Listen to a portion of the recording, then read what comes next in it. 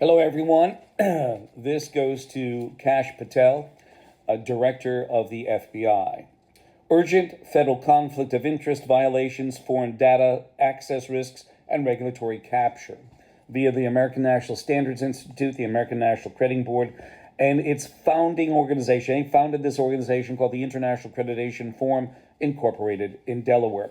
Their sister organization, IAF, is the International Laboratory Accreditation Cooperation in Australia. They are associations. They are organizations that have associations of both national and international accreditation bodies on board, and ANSI and ANAB are underwriters. Those accreditation bodies are equivalent to accreditation of ANSI-ANAB, and ANSI-ANAB are underwriters for them. Dear Honorable Kash Patel, I write to you with urgency and grave concern over a dangerous chain of negligence that has led to the erosion of our regulatory oversight, national security, and constitutional accountability. Central to the breakdown are the following organizations: ANSI and ANAB, both private entities whose entanglements with federal agencies and foreign powers have created a catastrophic vulnerability in U.S. governance. Conflict of interest and compensation violations. Between 2015 and 21, Phil Mattson, Standards Director for the Department of Homeland Security, DHS, served as a member and contributor to ANSI-ANAB while simultaneously receiving $262,000 from them in outside compensation, in addition to his federal salary. Similarly, Mr. Gordon Gillerman of the Department of Commerce, specifically NIST, the National Institute of Standards and Technology, received $120,000 from ANSI-ANAB while maintaining his federal salary. These are not allegations. They are documented facts. If either individual has since been reassigned or shielded through bureaucratic maneuvering, let this serve as a formal notice that we have and retain documentation and records. The damage done between 2015 and 21, already complete, we gave our data away. Foreign espionage by design, not hacking. The most damning evidence is this: ANSI and ANAB are founders and legal underwriters of the International Accreditation Forum and also the International Laboratory Accreditation Cooperation. From 2015 to 21, the IAF was chaired by Zhao Jinwu, who has been involved with our quality since 1994, a Chinese national and the chief executive of the China National Accreditation Services in Beijing, China. Mr. Zhao was bound by China National Intelligence Law Article Number 7, which requires all citizens and organizations to support, assist, and cooperate with state intelligence work. This was not cyber espionage. It was a direct pipeline of information via the American accredited bodies to a foreign adversary.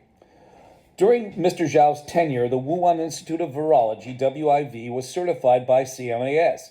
Internal scientists at WIV had already raised concerns that the lab lacked enough trained technicians to safely operate a bio-level 4 laboratory. Yet, the certification moved forward under Mr. Zhao. In January 2017, after certification, a team of scientists visited the facility and again raised serious concerns about the lack of qualified staff to safely manage biohazardous materials.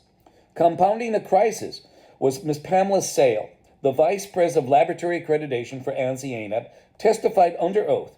One of the issues is that there is no commonly agreed upon set of standards that forensic labs around the country have to follow. Instead, there are informal guidelines that labs can choose to follow or not.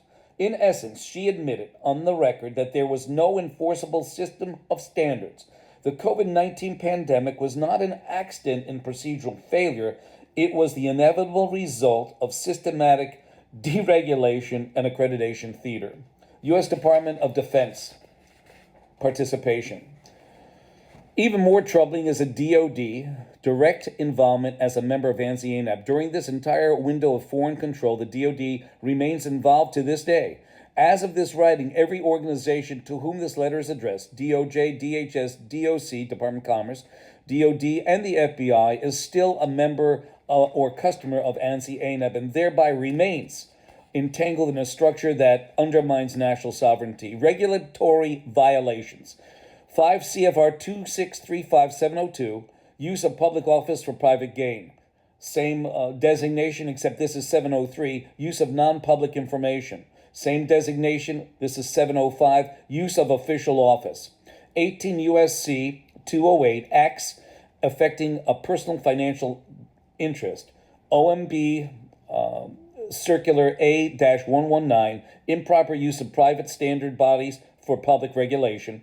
Federal Regulation or Federal Acquisition Regulation, FAR, Part 3, Improper Business Practices and Conflicts of Interest, and Ethics in Government Act of 1978, Financial Disclosure and Misuse of Office.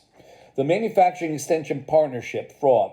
The Department of Commerce, MEP, program has become a slush fund. More than 64.85% of its state and federal funds goes to executive bonuses and overhead, not to actual assistance for U.S. manufacturers. This is unacceptable and a clear abuse of public trust in all 50 states.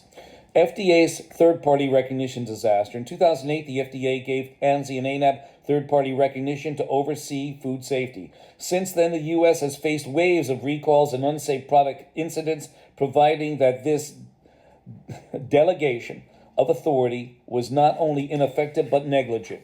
Final crescendo. Let me be blunt. It is nearly impossible for government agencies to investigate themselves, and the American public has paid the price.